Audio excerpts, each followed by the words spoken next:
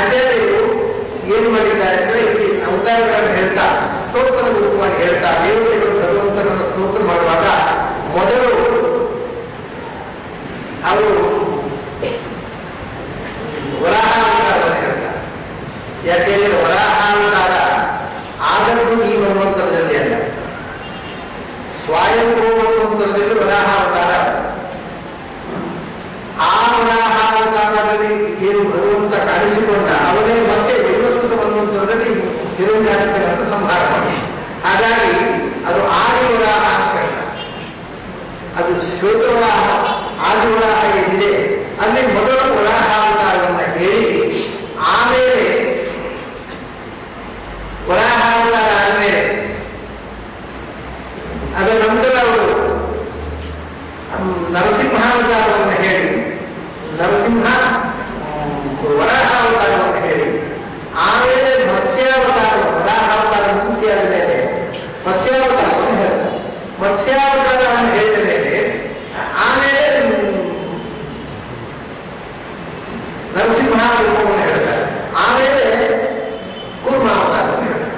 ಇಲ್ಲಿ ಅಧ್ಯಾಯ ಸ್ತೋತ್ರ ಮಾಡುವ ಒಂದು ಮೊದಲು ವರಾಹ, ಆಮೇಲೆ ಮತ್ಸ್ಯ, ಆಮೇಲೆ ನರಸಿಂಹ, ಆಮೇಲೆ ಇನ್ನು ಸ್ತೋತ್ರ ಮಾಡಿದ್ದು ಕ್ರಮ ಪ್ರಕಾರವಾಗಿದೆ, ಕ್ರಮಬದ್ಧವಾಗಿದೆ. ಮೊದಲು ವರಾಹ ಅವತಾರ ಸ್ವಯಂ ಮನ್ವಂತರದಲ್ಲಿ ಆಗುತ್ತದೆ ಇಟ್ಕೊಂಡ ಎಲ್ಲಕ್ಕಿಂತ ಮೊದಲಾಗಿದೆ. ಆಮೇಲೆ ಈ ಮನ್ವಂತರ ಪ್ರಾರಂಭ ಆಗುವ ಮುಂಚೆ ವೈವಸ್ವತ ಮನ್ವಂತರದ ಪೂರ್ವದಲ್ಲಿ ಪ್ರಳಯದಲ್ಲಿ ಆಗಿರ್ತಕ್ಕಂಥ ಮತ್ಸ್ಯ ಅವತಾರ. ಇನ್ನು ವೈವಸ್ವತ ಮನ್ವಂತರದ ಪ್ರಾರಂಭ ಆಗುವ ಮುಂಚೆ ಮನ್ವಂತರ ಪ್ರಳಯದಲ್ಲಿ ಮತ್ಸ್ಯಾವತಾರ ಆಗಿದೆ.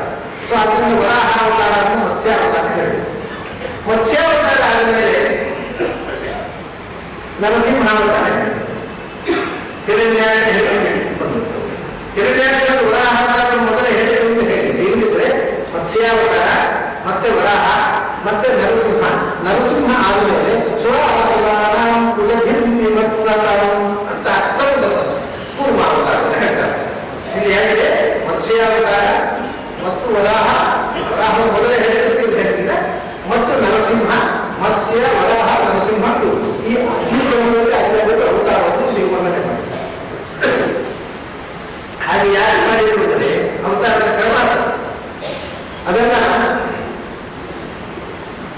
ವಿಶ್ಲೇಷಣೆ ಮಾಡ್ತಾ ಅನೇಕ ವಿಧವಾದಂತಹ ಸಂಗತಿಗಳನ್ನ ನಾವು ತಿಳಿಯುವಂಥದ್ದಿದೆ.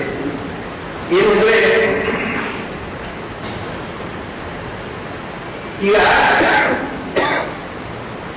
ನರಸಿಂಹಾವತಾರ ಅನಂತರಂ ಸಮುದ್ರ ಮಥನಮಿತಿ ದರ್ಶಯಿತು ಅತ್ರ ಪೂರ್ವಂ ಕೂರ್ಮಾವತಾರ ಕಥನಂ ಅತ್ರ ಕೂರ್ಮಾವತಾರ ಕಥನಂ ಅಂತ. ಅದಕ್ಕೆ ನರಸಿಂಹಾವತಾರ ಆದಮೇಲೆ ಕೂರ್ಮಾವತಾರ ಆದದ್ದಾದ್ದರಿಂದ ಆಚಾರ್ಯರು ಸ್ತೋತ್ರ ಮಾಡುವುದು ಅದೇ ಮೊದಲು ನರಸಿಂಹಾವತಾರ ತಾಳಿ ಕೈ ಇವನ ನಮ್ಮ ಹಿರಣ್ಯಕಶಿಪುವನ್ನು ಸಂಹಾರ ಮಾಡಿ ಆದಮೇಲೆ ಸಮುದ್ರ ಮಥನ ಮಾಡಿದಾಗ ಕೂರ್ಮನಾಗಿ ಬಂದಿದೆ ಅಂತ ಆಚಾರ್ಯರು ವರ್ಣನೆ ಮಾಡಿದ್ದಾರೆ. ಅದೇವ ಅಮೃತ ಮಥನೇ ಬಲಿ ಭಾಗವಾದೋತಿ ಇತ್ಯದೆ. ಆದ್ದರಿಂದಲೇ ನರಸಿಂಹಾವತಾರ ಆದ ಮೇಲೆ ಕೂರ್ಮಾವತಾರ ಆದ್ದರಿಂದಲೇ ಕೂರ್ಮಾವತಾರದ ಸಮಯದಲ್ಲಿ ನಡೆದಂತಹ ಸಮುದ್ರ ಮಥನದಲ್ಲಿ ಬಲಿ ಭಾಗವಹಿಸಿದ್ದಾರೆ ಕೂಡುತ್ತೆ. ಯಾಕಂದ್ರೆ ನರಸಿಂಹಾವತಾರದ ಮೊದಲಾದ್ರೆ ಇಲ್ಲಿ ಬಲಿ ಹುಟ್ಟಿಯೇ ಇಲ್ಲ.